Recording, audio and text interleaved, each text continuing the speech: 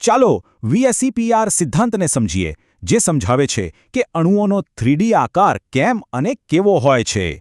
આનો જવાબ એક સાદા સિદ્ધાંતમાં છુપાયેલો છે: અપાકર્ષણ, જે અણુનો આકાર નક્કી કરે છે. આ એક એવું મોડેલ છે જેનાથી રસાયણશાસ્ત્રીઓ કોઈપણ અણુના આકારની આગાહી કરી શકે છે. આ જૂથોમાં બંધકારક અને અબંધકારક એમ બંને પ્રકારની ઇલેક્ટ્રોન જોડીઓ હોય છે. અને આ જ ગોઠવણ અણુનો અંતિમ, સૌથી સ્થિર આકાર નક્કી કરે છે. આ સિદ્ધાંત દાયકાઓ સુધી વિકસ્યો. સિડ ગવિક પોવેલે શરૂઆત કરી અને નાયહોમ ગિલેસ્પીએ તેને પૂર્ણ કર્યો. આ સૌથી મહત્વનો સવાલ છે. અને જવાબ છે ના. આ તફાવત જ બધું નક્કી કરે છે.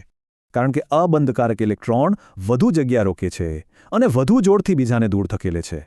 તો સૌથી વધુ અપાકર્ષણ બે અબંધકારક જોડીઓ વચ્ચે અને સૌથી ઓછું બે બંધકારક જોડીઓ વચ્ચે હોય છે. ચાલો કેટલાક જાણીતા ઉદાહરણો જોઈએ. શરૂઆત કરીએ મિથેનથી, જેમાં કોઈ અબંધકારક જોડી નથી. મિથેનમાં એક કાર્બન પરમાણુ 4 હાઇડ્રોજન પરમાણુઓ સાથે જોડાયેલો છે. આ ચારેય બંધકારક જોડીઓ સરખું અપાકર્ષણ કરે છે, જેથી એક સંપૂર્ણ સમચતુષ્ફલકીય આકાર બને છે. આ આદર્શ આકારમાં કોઈપણ બે બંધ વચ્ચેનો ખૂણો બરાબર 109.5 ડિગ્રી હોય છે. હવે જોઈએ કે જો એક અબંધકારક જોડી ઉમેરાય તો શું થાય છે. આ છે એમોનિયા. આ એકલી અબંધકારક જોડીનું અપાકર્ષણ વધુ હોવાથી તે ત્રણેય હાઇડ્રોજનને નીચે તરફ ધકેલે છે. પરિણામે બંધકોણ 109.5 ડિગ્રીથી દબાઈને 107 ડિગ્રી થઈ જાય છે. અને હવે પાણીનું ઉદાહરણ, જેમાં ઓક્સિજન પર બે અબંધકારક જોડીઓ છે.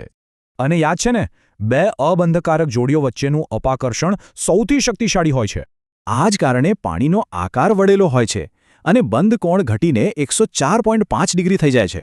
તો જોયું ને કેવી રીતે અપાકર્ષણના સરળ નિયમો જ અણુઓનો આકાર અને બંધકોણ નક્કી કરે છે.